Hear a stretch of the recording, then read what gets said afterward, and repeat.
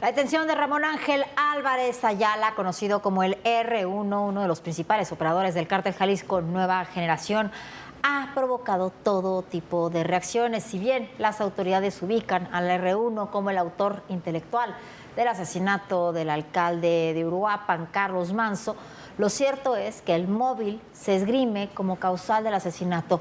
Las supuestas provocaciones que había hecho Manzo contra el cártel Jalisco Nueva Generación simplemente no se sostienen.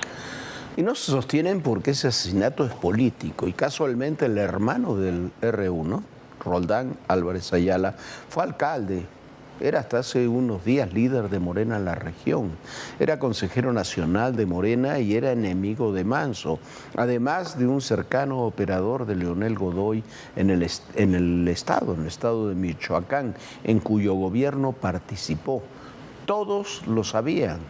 Lo separaron del partido, sí, hoy Morena ayer y hoy insistió mucho en que este señor había sido separado del partido, pero fue mucho después del asesinato de Manzo, fue hasta fines de noviembre del año pasado. Y fue después de las denuncias que hizo la viuda y sucesora en la alcaldía de Uruapan de Carlos Manzo, la señora Grecia Quirós. Ahora todos se deslindan y las autoridades dicen que el asesinato fue por las provocaciones que hizo Carlos Manzo. ¿Cuáles deberían ser las provocaciones a un narcotraficante de un alcalde para que ordenaran su muerte? El tema es político y hay que buscarlo en la narcopolítica michoacana.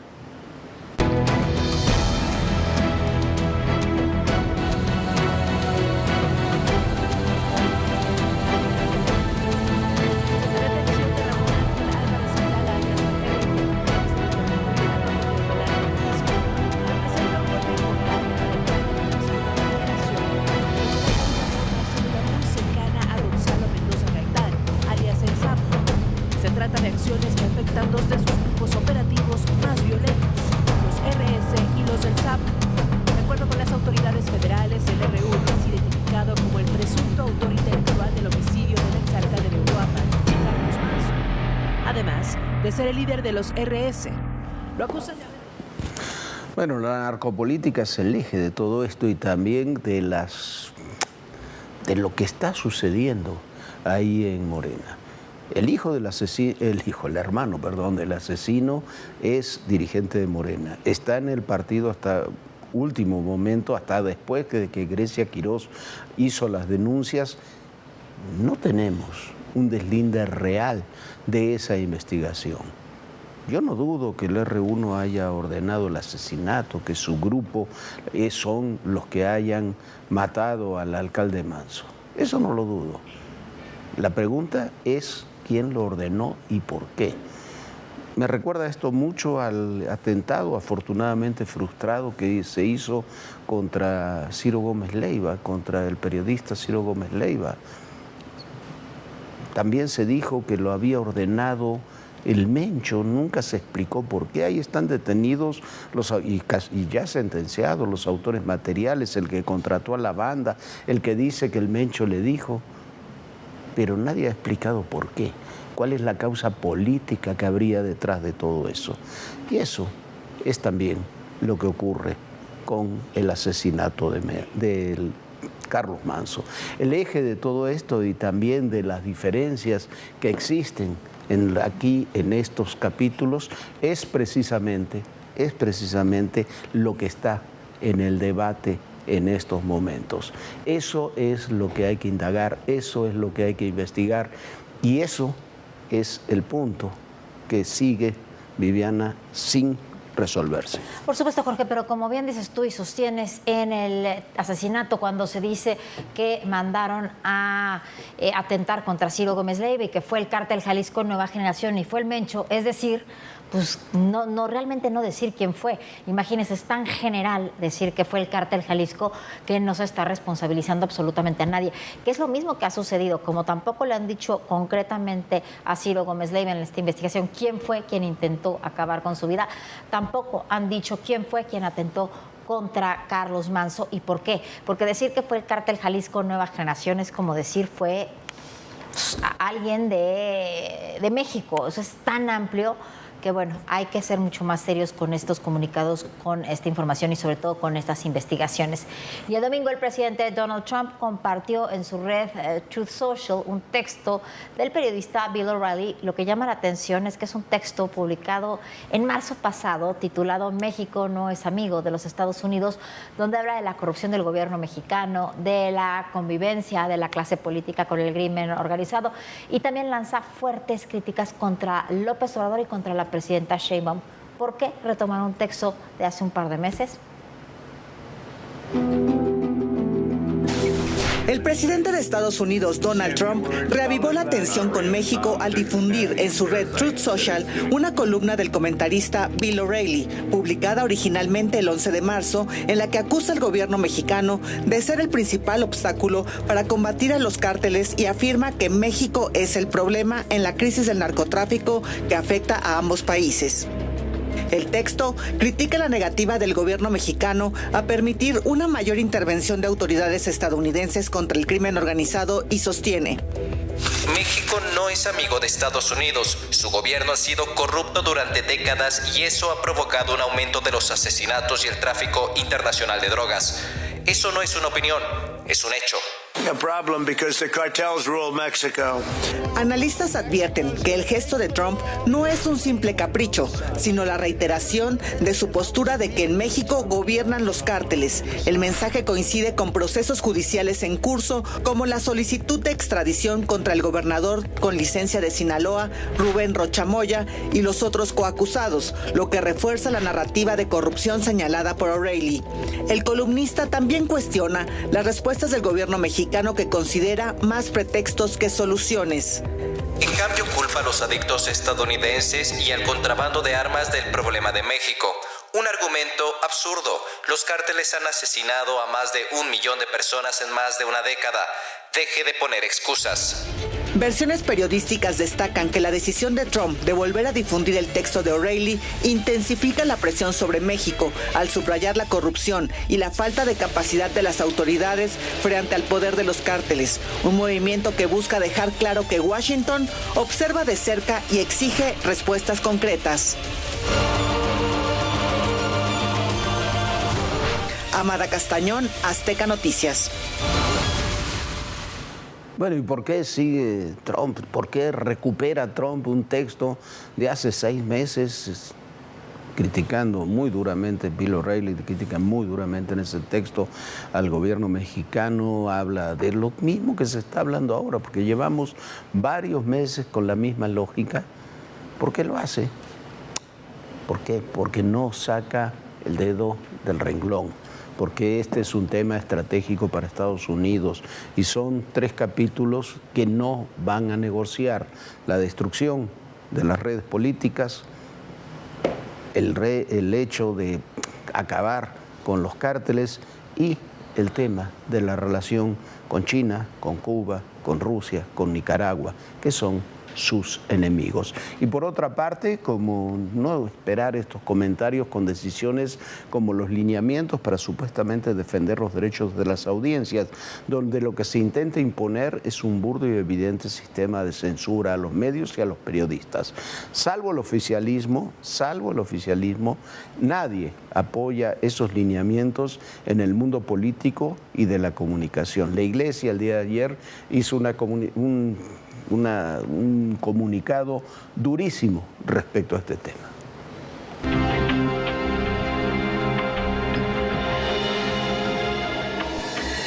Censurar siempre es una tentación para el poder político y la pueden disfrazar del derecho de las audiencias u otras maneras, señalan especialistas. El Tribunal Europeo, la Corte Interamericana y la Suprema Corte de Justicia de Estados Unidos han desarrollado la teoría del llamado chilling effect.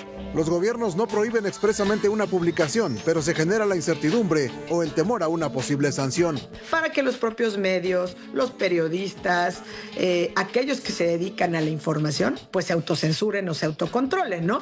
Y entonces el efecto que consigue el Estado, pues es exactamente el mismo que si hubiera una prohibición absoluta expresa, ¿no? No te tengo que censurar directamente, pero obtengo el mismo efecto. Expresarse libremente es un derecho tan importante para la sociedad que no se dejó a la buena voluntad de los gobernantes. Está protegido en la Constitución Política de los Estados Unidos Mexicanos, en el artículo 6. Nadie podrá ser objeto de inquisición judicial o administrativa por la libre manifestación de sus ideas. También el artículo 13 de la Convención Americana de Derechos Humanos señala que toda persona tiene derecho a la libertad de pensamiento y de expresión. Este derecho comprende la libertad de buscar, recibir y difundir informaciones e ideas de toda índole. Señalan que tras un aparente derecho de las audiencias, el gobierno disfraza una intención autoritaria para decidir qué es lo que el público puede o no ver.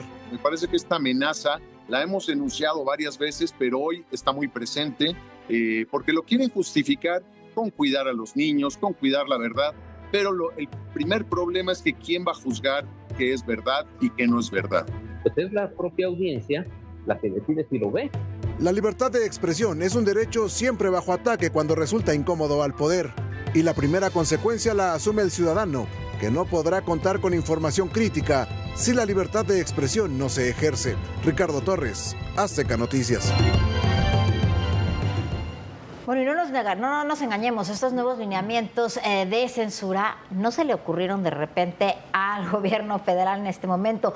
Se han hecho distintas pruebas a lo largo del tiempo. Por ejemplo, en Venezuela se hizo esta ley resorte que la aprobó en 2004 la Asamblea Nacional y se empezó a aplicar para 2005, y también era una ley donde supuestamente protegía los derechos de los niños y acabó siendo y transformándose en una censura total.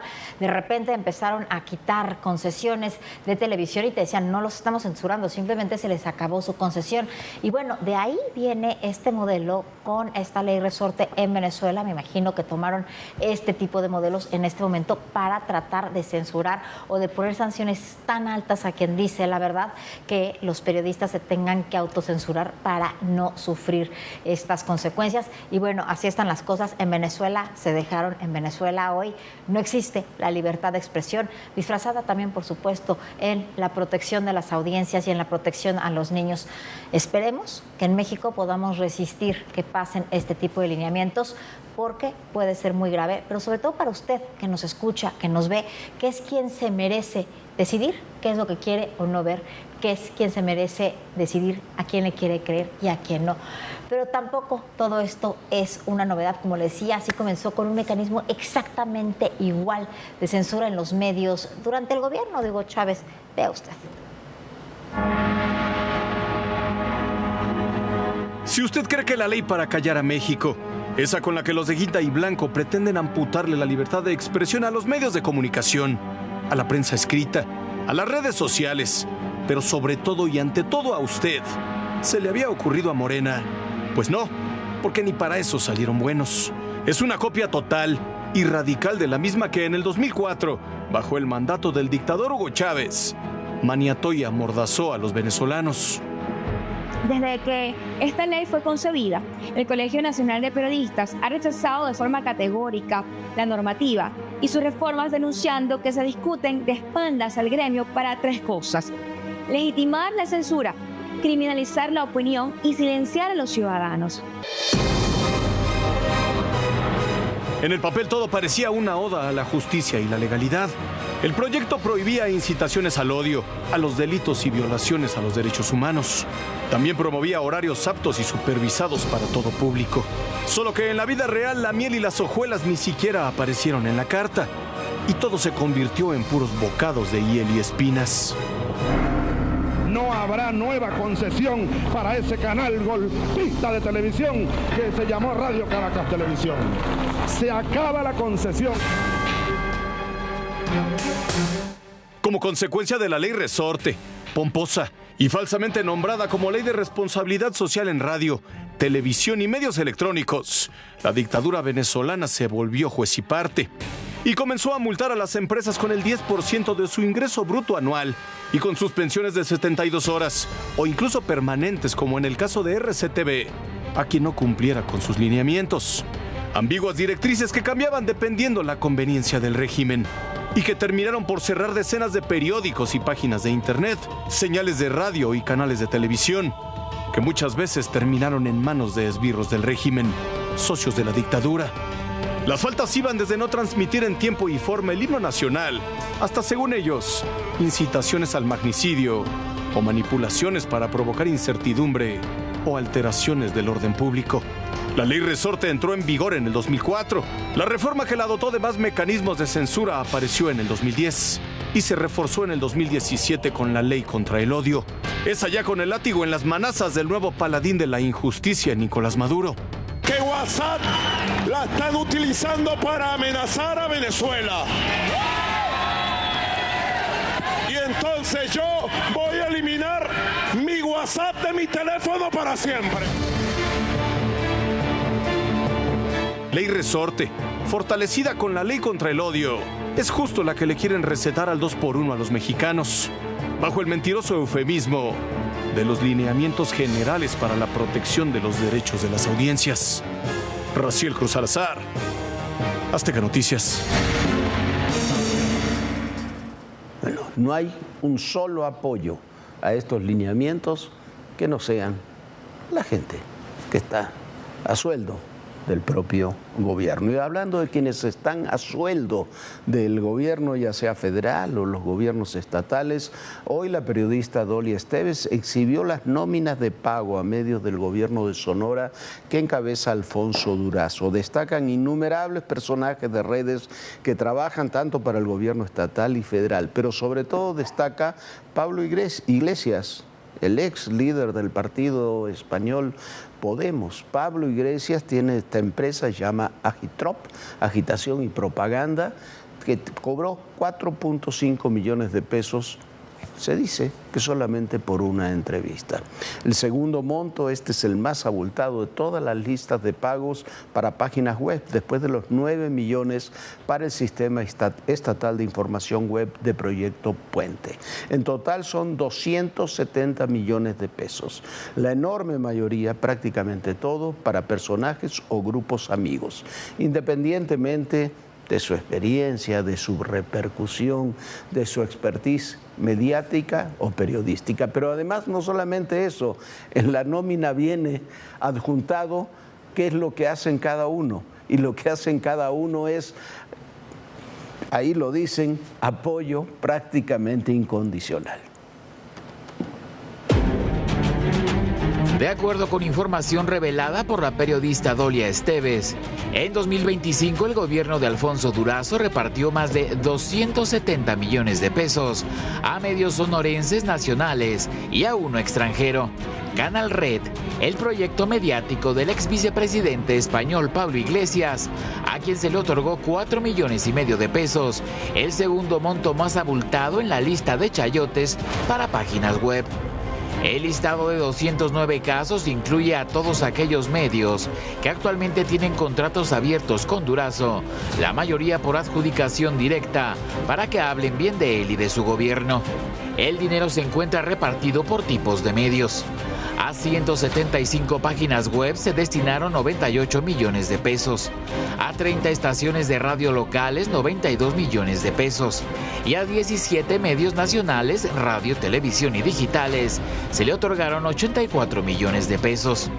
Con 20 millones de pesos recibidos, una televisora nacional lidera esta categoría.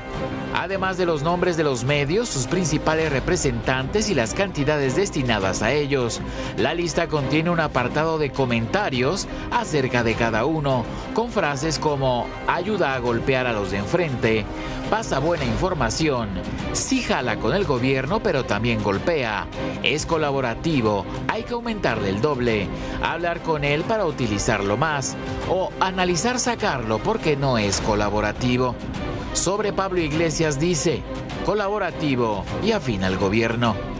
Iglesias es el más polémico del grupo por su fama de agitador profesional, su injerencia en asuntos internos de otros países, denuncias de violencia, discriminación y explotación laborales en España y por estar bajo la lupa de la administración Trump. En su reciente informe, Cuba, la capital del comunismo del siglo XXI, el Departamento de Estado de Estados Unidos señaló a Iglesias como parte de una red internacional de apologistas de la dictadura cubana. Desde que instaló la oficina de Canal Red en la Ciudad de México. Hace año y medio, el fundador del partido político Podemos se ha embolsado más de 10 millones de pesos de los contribuyentes mexicanos, entre los 5.6 millones que le pagó el gobierno de Sheinbaum en 2025 y 2026 y los 4.5 millones de Sonora.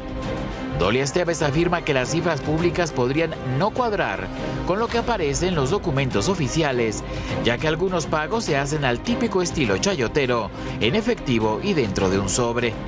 Desde hace unos meses, a Alfonso Durazo le urge controlar la narrativa mediática ante la crisis que enfrenta.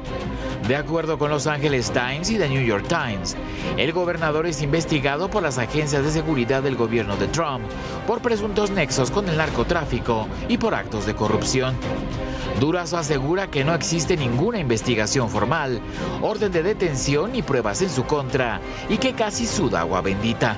Sin embargo, la carta que envió a The New York Times demandando que el diario diga que no hay tales averiguaciones en su contra no fue publicada. Azteca Noticias. Bueno, y lo que hace Pablo Iglesias y lo que hace desde el gobierno federal y, por ejemplo, desde el gobierno del gobernador Durazo, que es darle dinero para que agite a los medios de comunicación y siente un precedente, dinero que viene además de todo de recursos públicos, o sea, de sus impuestos y de los míos, eso sí es violatorio a la soberanía. ¿Qué me hablan cuando dicen que en Estados Unidos quieren ir contra los grupos delincuenciales aquí en México? No, tratar de mover políticamente un extranjero en nuestro país es violatorio y sí interfiere en la soberanía nacional. Y mientras a estos personajes aquí los financiamos con recursos públicos, en otros países lisa y llanamente los expulsan.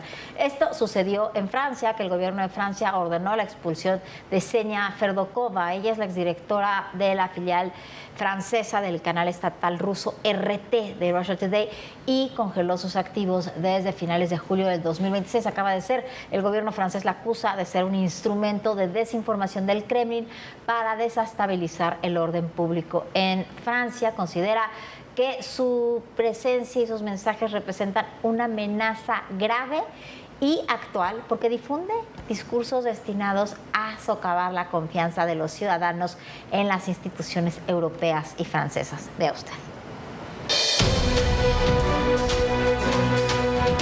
Mismo canal ruso, dos destinos opuestos.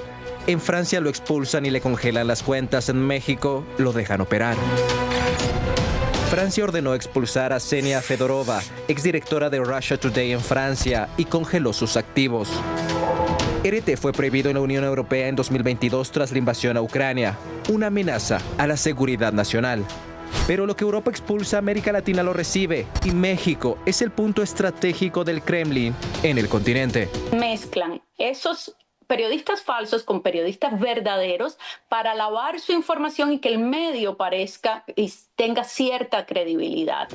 La estrategia, polarizar, reavivar viejas divisiones, enfrentar a México con Estados Unidos con noticias falsas y manipulación emocional hecha con inteligencia artificial. El informe del Center for the Study of Democracy, presentado a la Casa Blanca, lo dijo muy claro. México es la joya de la corona de la influencia mediática rusa en América Latina. En un año, las visitas mensuales de RT en español en México pasaron de 191,000 a 715 millones. México se convirtió en uno de los 3 países del mundo donde más se consume Russia Today. El informe evidencia el accionar del propio gobierno morenista. La campaña, avalada por el gobierno local de Martí Batres y alineada con la presidencia y el partido Morena, sirvió como vehículo del Kremlin en uno de los espacios públicos más concurridos de México. En octubre del 2023, RT comenzó a transmitir en las estaciones de Metrobús de la Ciudad de México. Pero no fue todo. RT abrió un programa de capacitación. Lo admitió la propia cadena rusa. Uno de los coautores del informe nos confirma la desinformación estatalmente organizada de estos regímenes autoritarios. Claro que la hay, es comprobable. Están sus narrativas, sus canales, sus periodistas, sus medios. A unas cuadras del Zócalo, en la calle Filomeno Mata, opera un edificio histórico de 3 pisos, pero según los investigadores, es algo más.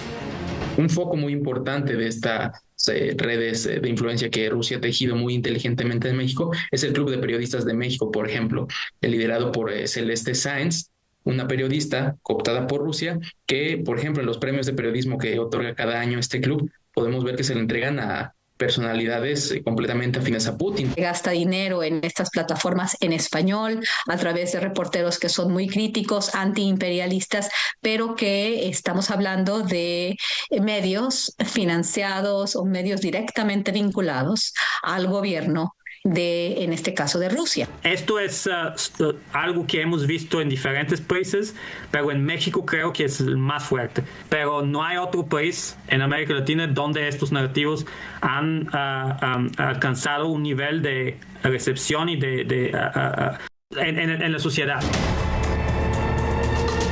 Creo que esto es un producto de la política del Partido Moreno. La maquinaria ya está instalada y opera en español. Rodrigo Lema, Azteca Noticias. Pues así están las cosas, Jorge. Cómo hemos tenido manipulación dentro de las redes sociales y mucho manejado con sus impuestos y con los nuestros. Y ahora a los medios oficiales los quieren censurar.